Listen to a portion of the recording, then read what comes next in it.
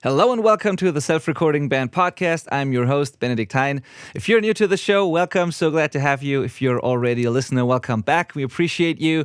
If you're watching this on YouTube, please know that this is also available on Apple Podcasts and Spotify and wherever you listen to podcasts.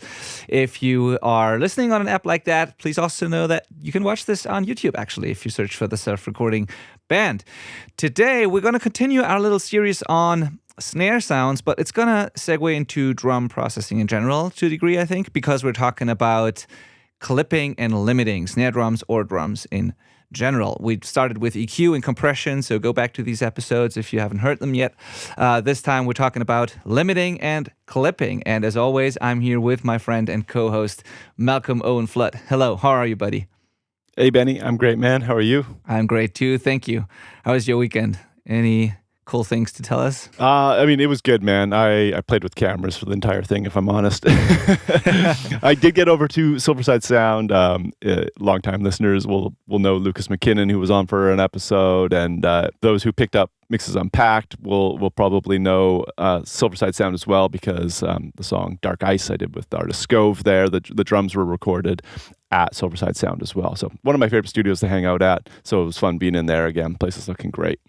Awesome. So good to hear. Yeah, I'm kind of, we wanted to go there when I was in Canada, but I think Lucas was away, so we weren't able to do that actually, but another time I will be back and then we'll check it out. Exactly. Yeah, totally. Yeah, how about you, Benny? What's new? So I've created, that's actually audio related, I've created finally a completely new mixing template from scratch. Oh, wow. Or not from scratch, I took my old one, but I exchanged a lot of it, like I swapped out most of my plugins, and I was just, I don't know what it was. I was just wanting to try something new after working from the same template for so long. I mean, I always switch up things and I try new plugins and new approaches, but like starting with a completely fresh thing was something I wanted to do for a long time. So I did a lot of tests during these last weeks and months. It was pretty annoying because I kept promising Thomas, like it was annoying to Thomas because I kept promising him a new template for, I don't know, the past 3 months or so. And I kept testing and shooting out things. And I don't have much time to do that these days. So it's like, it just took a while. But now I have a new template, which is very exciting. Awesome. I might do some content on that eventually. Maybe. We'll see. I wanted to put it to test first and see how it actually works on projects. Idea. So that was one thing. I finished that on the weekend, although I usually don't work weekends, but this was something I just wanted to get done. And the other really exciting thing was I went to a show of a band that I've worked with for I don't know how many years now. I've done everything they've ever put out, I think, except their very first demo. They're called Swallows Rose. I was working with them when they got signed and when they started touring, and we grew together basically. And it's a really cool. I love that band. One of the best. Like I said it, I think I said it to them once that like if I could clone one artist and like forever only work with them, it would be them. Like just clone 100 times, and then I would be happy forever. They're just the perfect combination of everything. Anyway, I love all the people I work with, but those guys are special to me.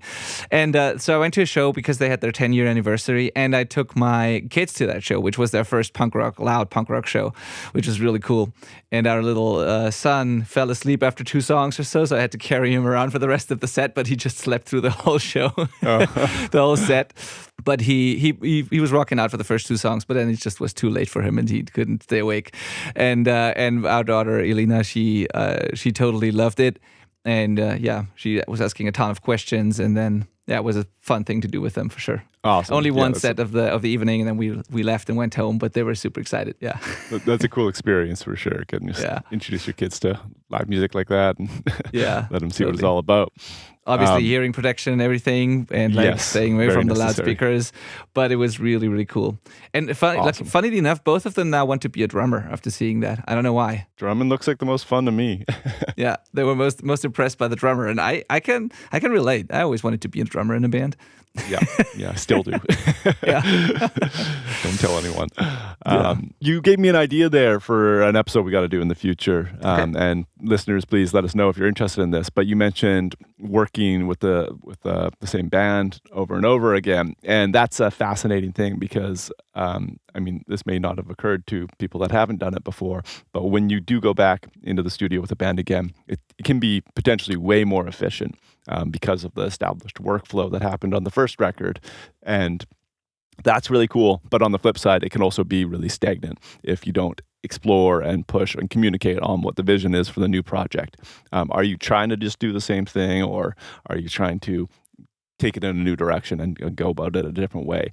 And I've had those chats with bands before that I've gone back into the studio with, and it's always been a very, useful way to spend our time, is like actually having a discussion on, okay, what did we like, what didn't we like, what do we want to do different, why, and then just communicating like that can go so far. And one more thing would be that I've also had bands come back into the studio and think it's going to be easy because we've already done it, but not prepare as much and be worse.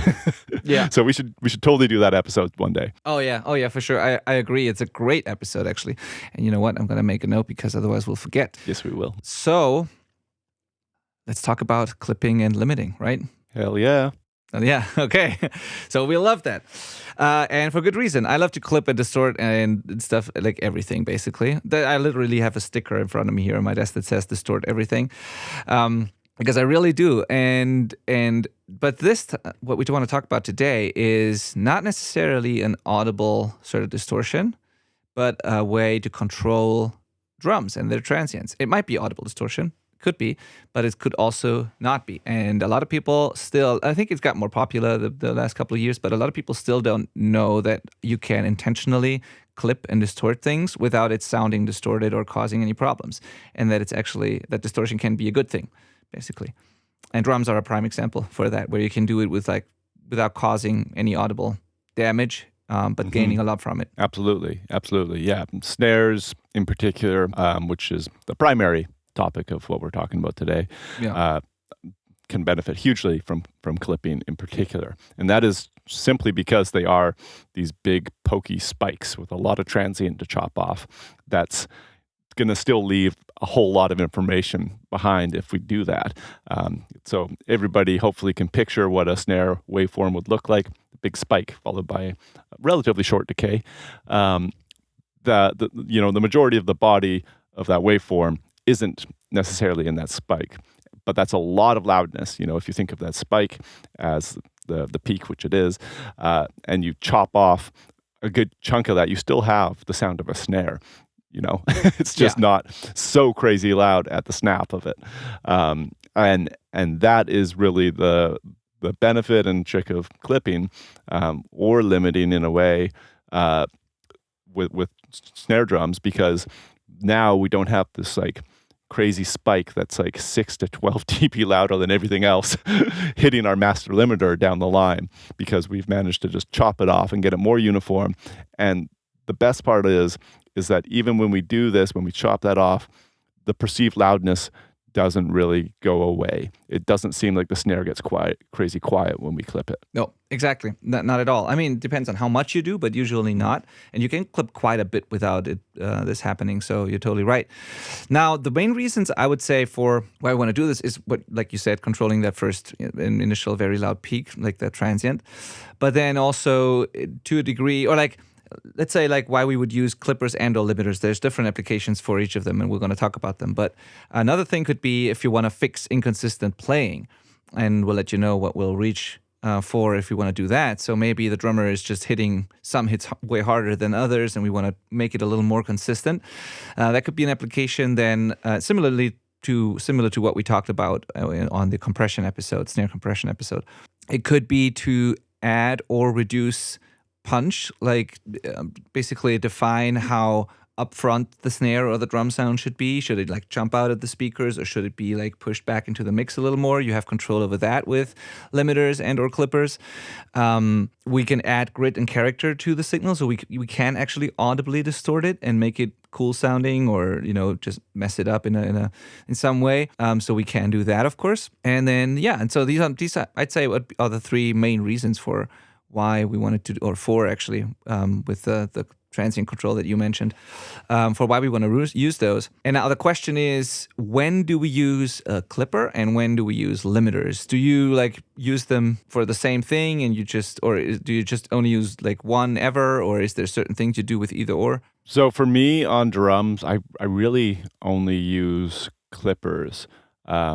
I'm that's definitely a rule I've broken 100%. Yeah.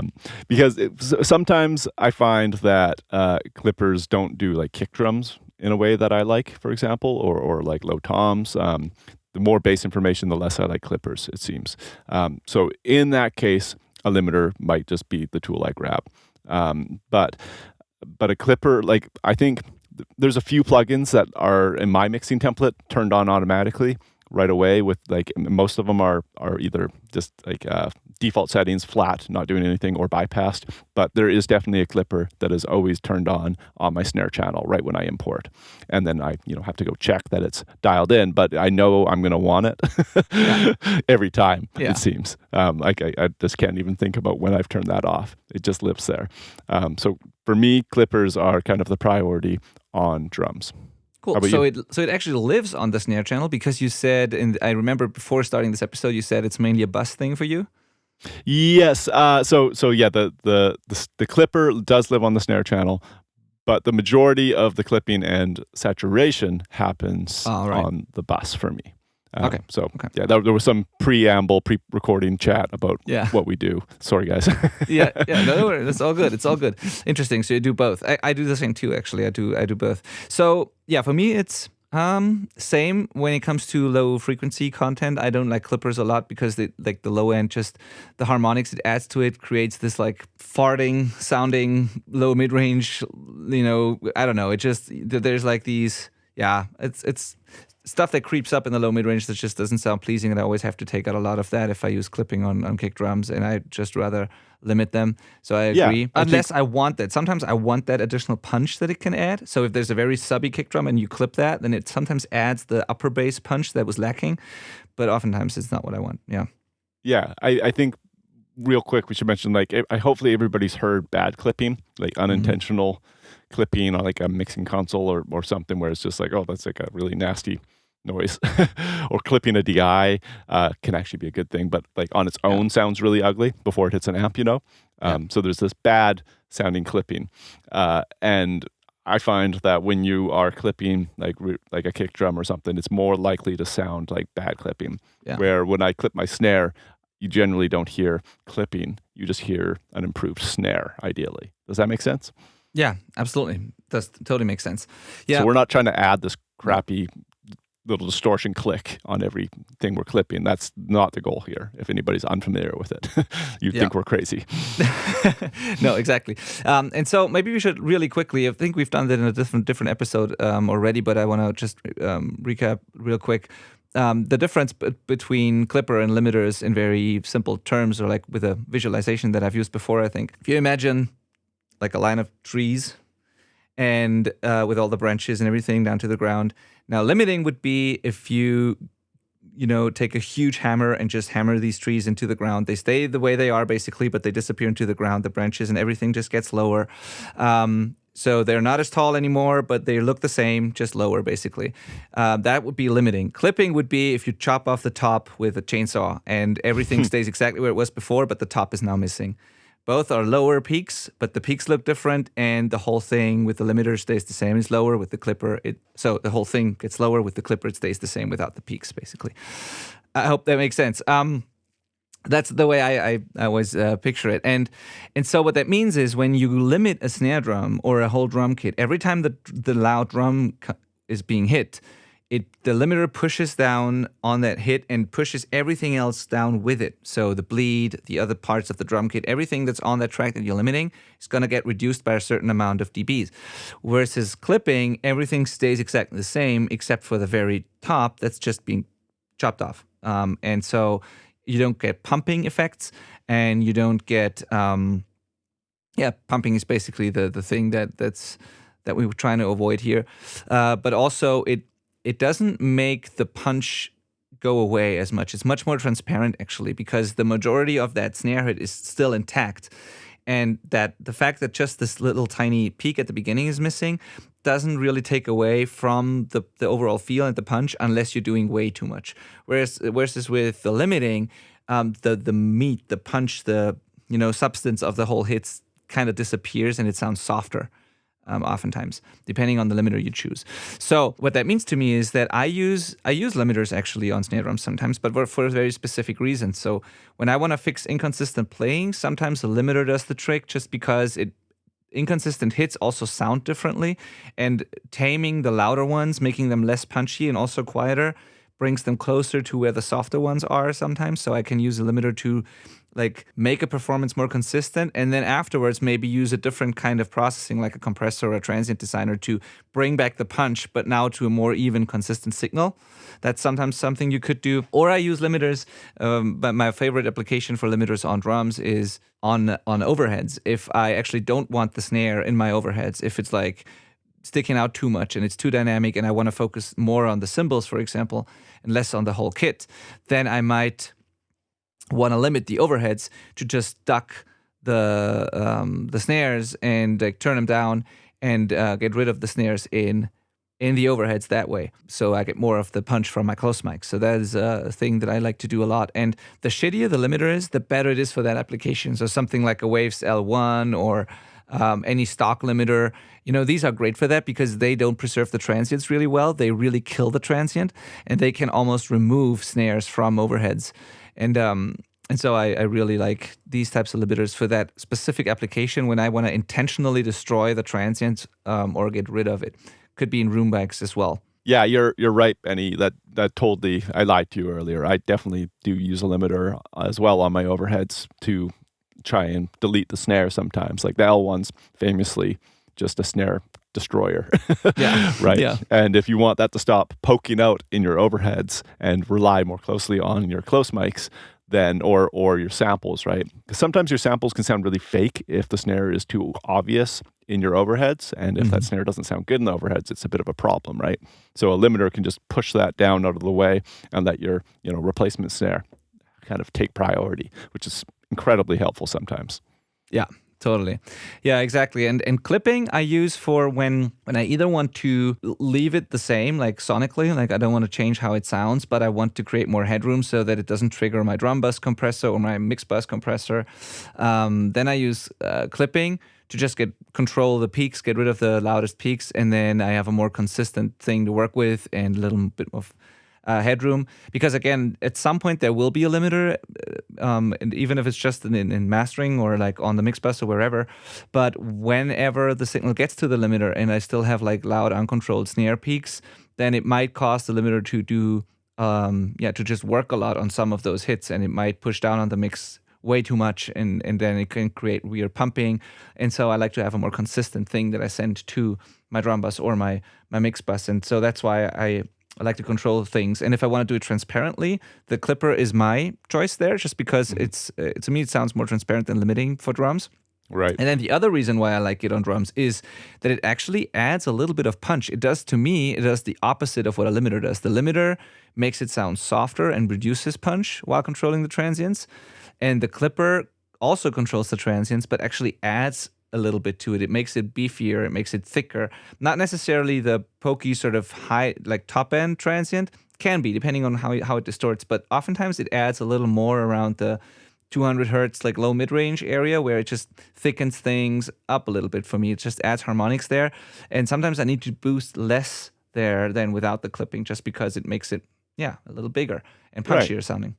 Yeah, no, that's good. For my primary use of, like, say, the close snare clipper on like a direct snare mic is actually just to shave off a little bit, especially on the loud peaks, to make my compressor that's going to be after it have an easier job at understanding the information coming into it, just so it's a little more uniform in what's being delivered to the compressor. So the crazy loud peak just doesn't just slam the compressor and make it all sound kind of dramatically different. That's usually what I'm doing. I'm just kind of like lightly shaping things into a closer performance. Oh yeah, totally. That's a main use case for me as well. When I want things to be transparent, I do that, by the way, on the drum bus in front of my drum bus compressor and on the mix bus in front of my mix bus compressor. So in both cases, this is kind of funny because I use a clipper on the drum bus as my last thing, sort of, before it goes to the mix bus. but I use a limiter as my first thing before it goes to the drum bus compressor. But that limiter only does half a dB or 1 dB on the loudest peaks to make it more consistent, so that the drum bus compressor can groove and pump more consistently with the drums, right?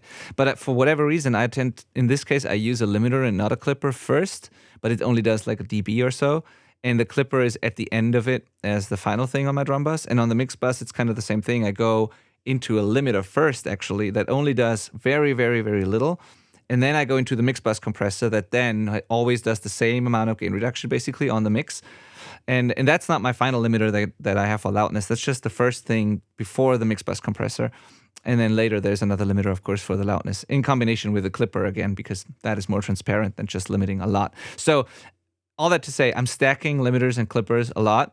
And it's the combination of all of those. And it all leads to one thing, and that is consistency. All right, two things: consistency and like my compressor's having an easier job, as like you said. And then the other thing is on my final limiter, when I do the mastering, when I master the songs myself, or even other people when they master my stuff, the mixes are already pretty loud and pretty controlled. So on my final master limiter, if I only do like 2 dBs of limiting or so, I'm already at a competitive loudness. I don't have to do a lot there. It's already loud because I've controlled it in so many instances, only doing a dB here and there. But that to me is the much more transparent approach to leaving those peaks compared to like leaving those peaks as they are and then slamming the master limiter 10 dBs or so. Yeah, I'm with you on that. It's very loud by the time it gets to mastering. So we're achieving, a more uniform dynamic, but we're also achieving like a punch and loudness. So it's like, it's not only more convenient in that it's like easier to work with by the time we've clipped and limited these things, it's also like sounds better for our genre, right? Where we've got these heavy hitting drums now that aren't going to be poking out of our mix in really hard to control ways, making it hard for us to mix our guitars and vocals around. It all kind of sums together.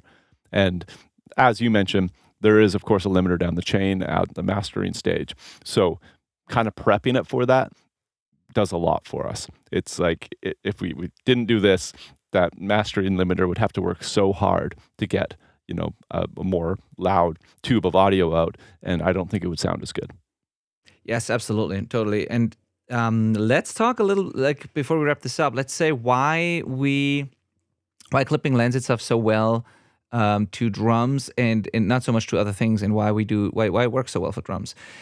Because I think part of it is, as I said, it adds to the distortion. Like the distortion adds to the sound a little bit. You said it makes it seem like it's a little more hard hitting.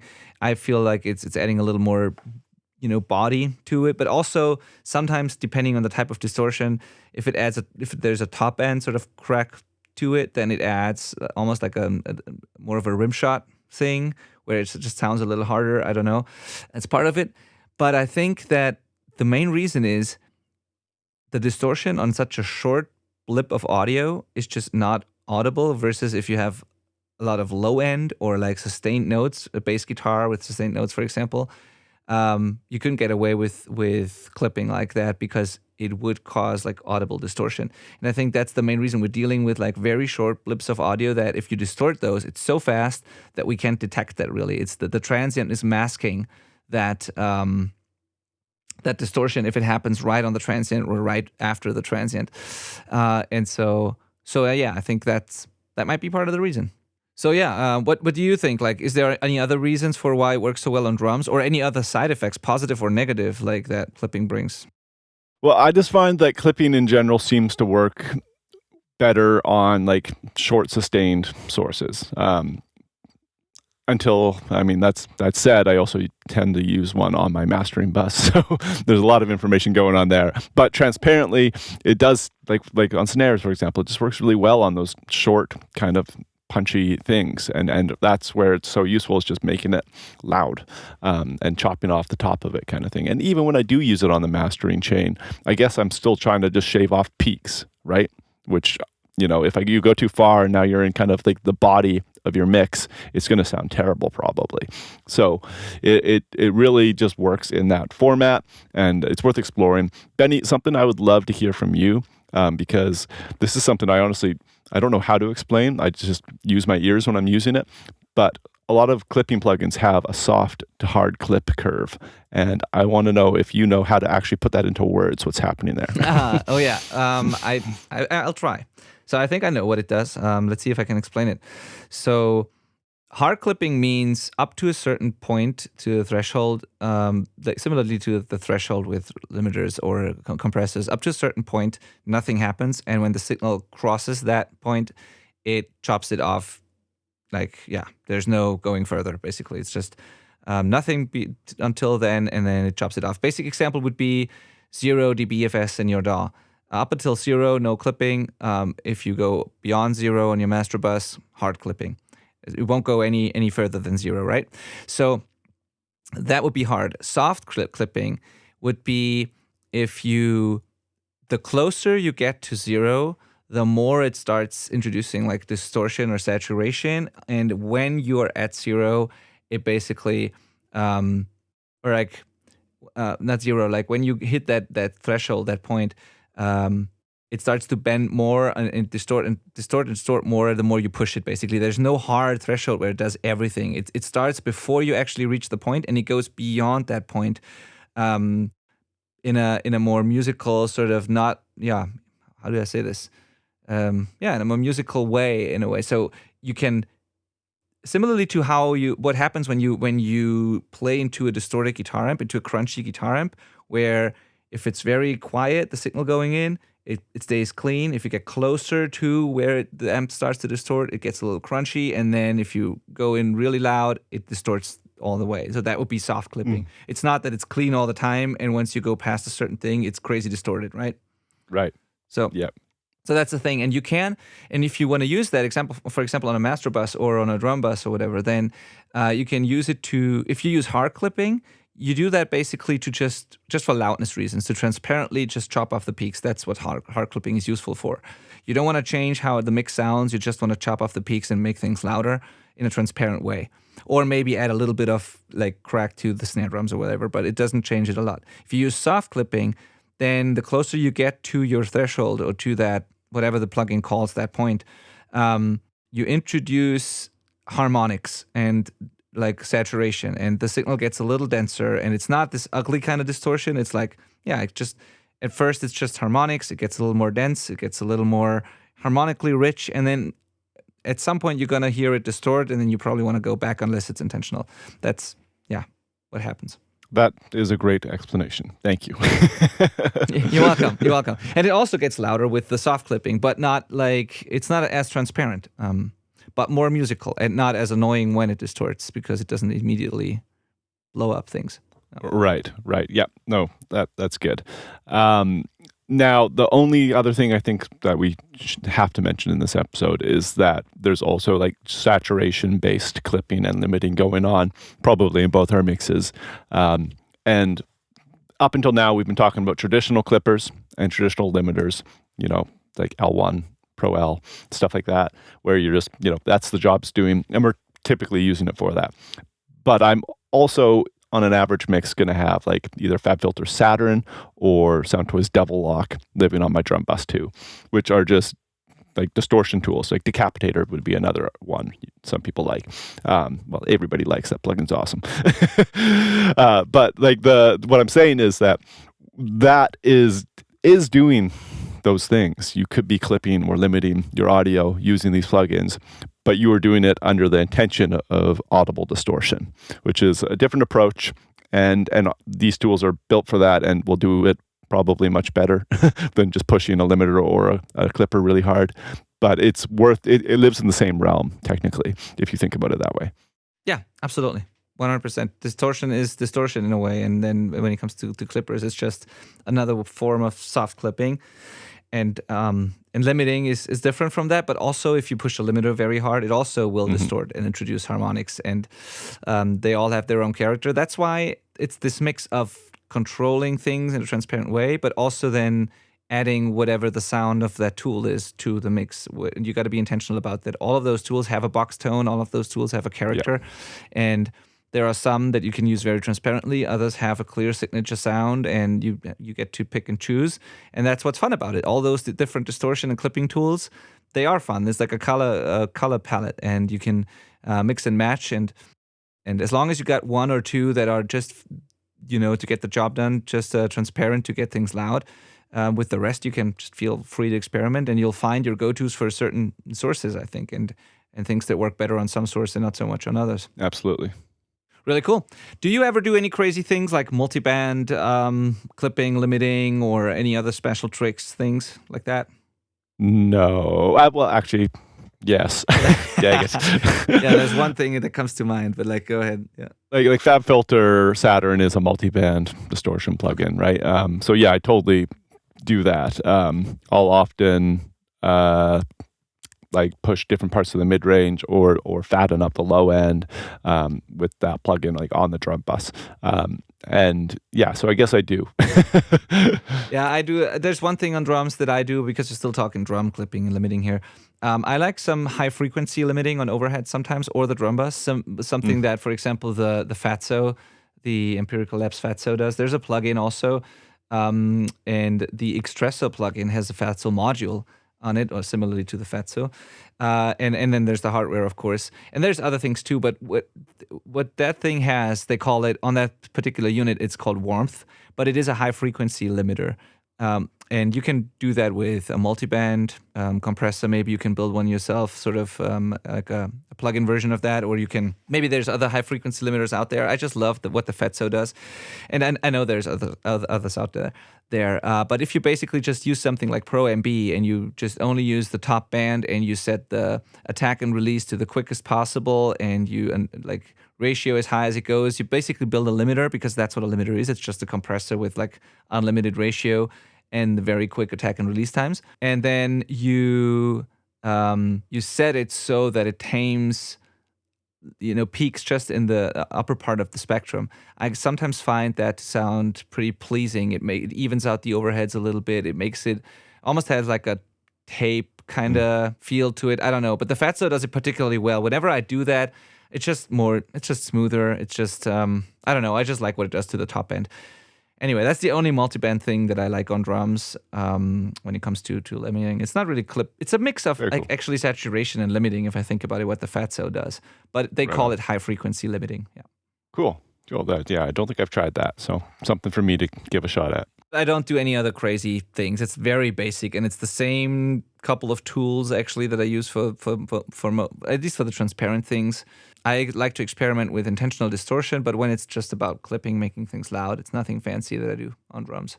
Just knowing the difference between limiting and clipping is important. I really hope we got that point across, that people know it's not the same, and then when to use which. Yeah, and with our compression episode, we talked about practicing hearing it. It does take practice to really tune in onto clipping and versus limiting as well. So do encourage you to just load up a snare track, throw both those on, and bypass one, and just slowly go hard and soft with your clipper, and then with your limiter as well, and just get used to hearing what they do. And once your ear kind of tunes in on that, you'll kind of be able to grab the tool you need when you need it. Yeah, exactly. Maybe one thing we could say here is whenever you control transients, you use any tool to control transients, and afterwards it sounds too soft, pushes it too far back into the mix, try a clipper instead, because that's usually what compressors or limiters do, depending on how you set them. Yep. Try a clipper instead. If it ever sounds too hard, pokey, whatever, and you want it to be a little softer or consistent, try a limiter. If it distorts, try a limiter, like on kick drums. So yeah, that could be the thing. So if it's too soft, try a clipper. If it distorts, try a limiter. And if you want to make things jump out of the speakers and stay up front, a clipper would be my first choice. And if you want to push things back into the mix and make them sit better in the mix, try limiters or fast compressors. All right, good. So hope that episode was helpful. People told us in the YouTube comments and also in some messages that I got that they like this little series. So thank you for that. Also, 2 little shout outs. The first one goes to Flo Reithofer, who sent me this wonderful shirt that I'm rocking right now. It says FR Audio. That's the studio of one of our coaching students, Flo Reithofer, and a little card. And I was very, very happy about this. So I decided to wear it for the show today. So shout out to Flo. We did a case study episode with him, by the way, if you go back a couple of episodes. He's amazing. Thank you so much. And the other shout out goes to Stefan, who's also a member of our community, at least. I don't think he's a coach. No, he's not in the coaching program, but he's in our community. And Stefan is on his, I think he's on a trip for work or something. And he's basically, work took him near my area here. And he just sent me a message asking me if I wanted to go for a run with him today because he's close to me. And I was like, yeah, for sure. So that's what I'm going to do right after this work day today. I'm going to go for a run with one of our community members and listeners, which is always fun. Man, I hope you're ready. Benny's a killer out there. Yeah, no, we're going to take it easy, just like we did with you, Malcom. That wasn't too hard of a run. We're going to do the same. No, it was great. And Stefan's band is called the Ghost Cats. By the way, just shout out to them. Oh, right on. All right. So, hope you have a great day too. And thank you so much for listening as always. Absolutely. See you next week, everyone.